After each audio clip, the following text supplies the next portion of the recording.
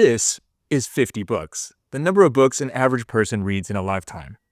This is 70 books, the number of books I read or listened to in 2024, according to my records on Goodreads.com.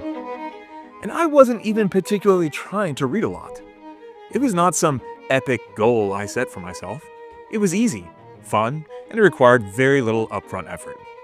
In the next 15 minutes, I will teach you to use a combination of Jordan Peterson's future authoring program together with the Atomic Habits framework by James Clear. These new tools will equip you to reduce bad habits, build better habits, or more specifically to build a reading habit so effective that you read 1 to 2 books a week. But that's just the beginning. Stick around long enough and I'll show you how to gamify all of this so that progress feels epically meaningful, rewarding, and fun. Kind of like how all your favorite games and social media are filled with fun dopamine hits, but without the wasted time, overstimulation, and brain rot. The benefits. But before we begin, let's talk about why you should read. Reason number 1. Learning to read is hard, and you already did all the work. Why did you waste all those years in elementary school learning to read if you aren't going to now use that skill? If you learn to read and then don't, and cannot be bothered to cash in on your skills, then you might as well be illiterate. Reason number 2. Knowledge compounds. Most people don't read, so they don't know just how powerful reading is. Reading is a force multiplier. That means that with every skill you enable, all the power that knowledge grants you can combine with what you already know, and the power of both compounds. Think of it like having access to the internet, even if only through a big computer like we did back in the 90s. Now, these little monstrosities gave us access to limitless information. That on its own was pretty powerful. Then think of a mobile device, but one without access to the internet, like when you're on a plane or in a remote area with no connection. Even without a connection, your mobile device is still pretty useful. But when you combine the two, each becomes that much more useful. It's so critical, in fact, that now it's hard for Zoomers to even imagine a mobile device without Wi-Fi. Having all the knowledge that you learn from one book, together with the knowledge you learn from another book, combined with all of the things you learned in high school, all of these things enable each of the 3 or more to be that much more powerful. Reason number 3. A good reading habit can be the cheapest, most powerful competitive advantage. But what if everyone had access to the internet and mobile devices, but didn't know? What if you were one of the few who did? That's what reading is. Everyone can read, but hardly anyone does it. Instead, they waste their time on Instagram in a mindless doom scroll while you will instead be empowering yourself to break through barriers with your newfound compounding knowledge. It's the cheapest, easiest, most accessible way to get an advantage over your competition. Number 4. Powerful people read because knowledge is power. There isn't one person who changed the world who didn't spend a lot of time learning from those who came before. Nearly every great CEO and leader with any wisdom at all reads and researches a lot. Bill Gates, Warren Buffett, and Charlie Munger, the richest men in the world, all readers.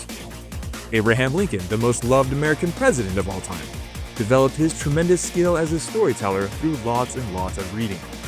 Caesar, Napoleon, and the founding fathers, you guessed it, prolific readers and writers. So now that we have our why, let's figure out the how.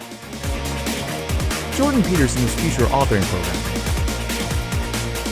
If you struggle with motivation, laziness, or substance abuse of any kind, this tool could save your life. Jordan Peterson is one of the most infamous academics. He wrote the bestseller 12 Rules for Life. But long before he became Canada's most patriarchal, preachy, finger-pointing secular preacher, he designed a series of self-paced essay questions to help people get their life on track. Informed by his extensive research in psychology, these questions help you to negotiate with yourself on what you really want and what you are willing to do to get it. Like many psychologists dating back to Plato or Socrates in the Golden Age of Greece, Peterson depicts each of us as a collection of competing personalities. having a little conversation with yourself about, as if you don't really know who you are, because you know what you're like. You won't do what you're told. You won't do what you tell yourself to do. You must have noticed that. It's like you're a bad employee and a worse boss, and both of those work, for you. You don't know what you want to do, and then when you tell yourself what to do, you don't do it anyways. You should fire yourself and find someone else to be. So, let's negotiate with ourselves. The Future Authoring Writing Workshop has 3 parts. Part 1. First, you have to figure out what you want, why, and what you're afraid will happen if you don't get it. You will also factor in your recreational activities and how all of this might affect those close to you. Part 2. Second, you have to come up with 8 goals unique to you and your desires. Now that part is pretty easy, but the key thing is not just to have 8 goals, but to rank order them in terms of which is the most important. Reordering your goals to have your 2 or 3 most important ones at the top really helps you to get your priorities in line. Part 3. The third and final step is to go through each of those goals and methodically plan out what you can do on a daily basis to make progress towards those goals. This is where it gets strategic. You, the mature, high-minded individual, negotiate with the other you, the more insolent, compulsive, irrational, immature self, and negotiate about what it is that you can really do each and every day without excuse. The whole thing can be done in an hour, but I cannot express just how empowering it is to have this conversation with yourself. You will only know if you yourself try it. Links available in the description. The Future Authoring Program will help you to find your strategy, but to implement it, we need tactics. This is where Atomic Habits come in. James Clear wrote the best-selling book, Atomic Habits, and in it he breaks down how habits form. By understanding the habit loop, you can break bad habits and build better ones. The key to habits is understanding how cues trigger cravings, in which we must choose a response to find out what is the reward. Thinking is work. It's difficult, and it consumes a lot of energy. So we evolved to automate most of our behavior.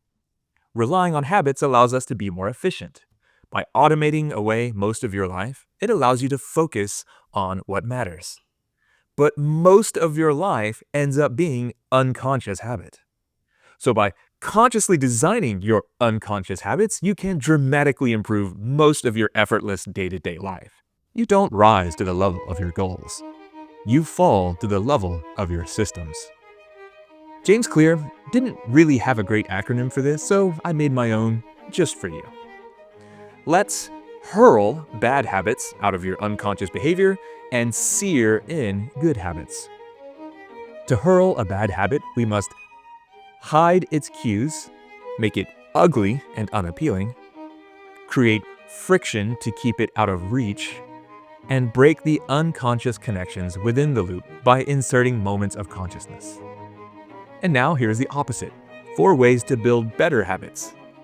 To build better habits, we will sear in good habits.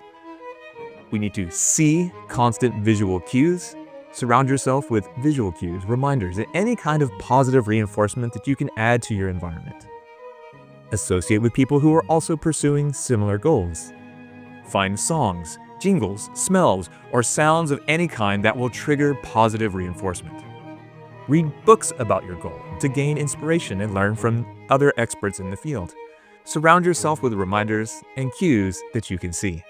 Make it easy to do the desired behavior by removing friction. Friction is anything that gets between you and the desired behavior. Like having to get up to unplug your phone from the charger, having to drive to the gym to work out, having to cook in order to eat. Keep the tools within reach. Make the resources necessary for the desired behavior. Make it readily accessible. Make it easy. And make it attractive. Invest money in better tools. Do not compromise on cost. Invest your money to convince yourself of the value. Once the money is spent, you won't want it to go to waste, so you'll be more likely to use it.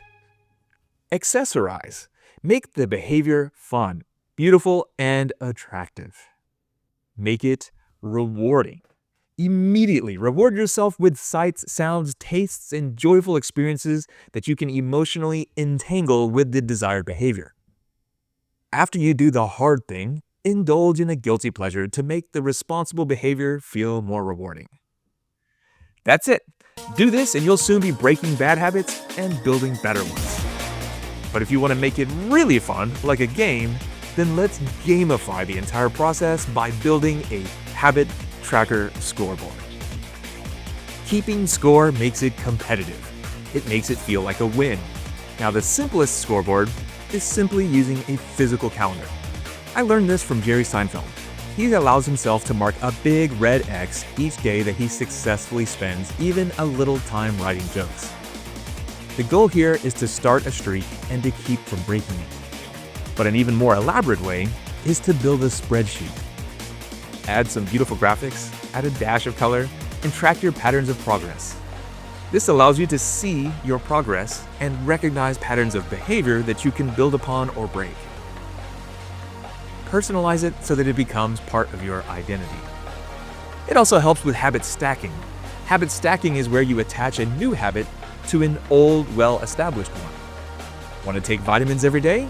Put them next to your toothpaste and take them when you brush your teeth. In this way, you are stacking one habit upon another. Want to exercise? Place your workout clothes next to your keys. Place a column on your scoreboard for every habit you want to try. Make the scoreboard visible. Place it somewhere you can see it. Maybe stack your new habit with the first thing you tackle in the morning, like checking your email. If you have a habit of checking social media, make sure to check your scoreboard first. Also, try to connect it to your daily routine somehow. Add timely reminders to your calendar. Track your progress for a few weeks, and after a month, it will become automatic. Congratulations, you just built a better habit. Remember, big wins build through small daily efforts. Just do a little bit every day. This will produce far greater benefits over time than doing a lot at once. A little goes a long way when compounding is in effect. Make it social. Share your scoreboard with a friend. Share it with me. Visit our Discord channel and post it with pride to show it off as your new favorite toy. Update it and engage with it so that it provides the emotional reinforcement you'll need when you no longer feel like doing your new habit. Because this is key. You do not rise to the level of your goals, you fall to the level of your systems. But Sean, is this really how you came to read 70 books a year? Well, that is how I build most of my habits, but how did I apply this to reading? Actually, I didn't. But I did use it for studying Korean every day for 15 to 30 minutes. I used it on occasion to change my eating habits, to sleep more, and exercise for nearly 1 to 2 hours every day. But reading is just for fun. The real trick to reading a lot is to listen to audiobooks. I get what books I can from digital libraries for free, the rest I get from Audible. Especially popular books that I don't want to have to wait for. Audible is a little expensive, but it's worth the investment. Audiobooks are great because you can listen to them while traveling or doing chores. The other trick is speed reading. For audiobooks, you can literally just increase the speed. For regular books, all you need is a credit card. Track it under every line you read to keep your eyes from wandering, and push yourself to understand the lines without fully sounding out every word. You could use a folded sheet of paper, but you want something more narrow than the width of the text so that your eyes can dart from the left side to the right side just short of the full width. Move the card down to the next line even before you have time to read every word, and you'll be speeding through text in no time at all. Your goal is to constantly be speeding up so that you are reading at about 80% comprehension. It's just like building a muscle or training a skill. This is of course optional, and only if you want to power through books like I do. There is one danger I want to warn you about though. If, like me, you already tend to talk fast, speed reading or listening to audio at 1.5 speed will only make it worse. To undo a habit of speaking fast, you may have to deliberately pronounce each and every syllable separately. If and especially if you also come from a small rural countryside Texas town in which people speak with a southern drawl. As promised, you just learned how to break a bad habit, build a good habit, and/or build a strong reading habit. Trust me, it works, if you work it. If you try it and it works, I would love to hear about it. I'd also like to know what you're reading and how. Share this YouTube video with a buddy, build a scoreboard, and show it off at the link to the Discord channel in the description. There you'll find the following useful resources where you can author your own future through Jordan Peterson's future authoring program, build a habit tracking scoreboard using our template and formulas, and you can show it off or share about what you're reading. Be sure to join the Best Class Ever Discord community where we freaks can find comfort in friends at www.bestclassever.org/habits.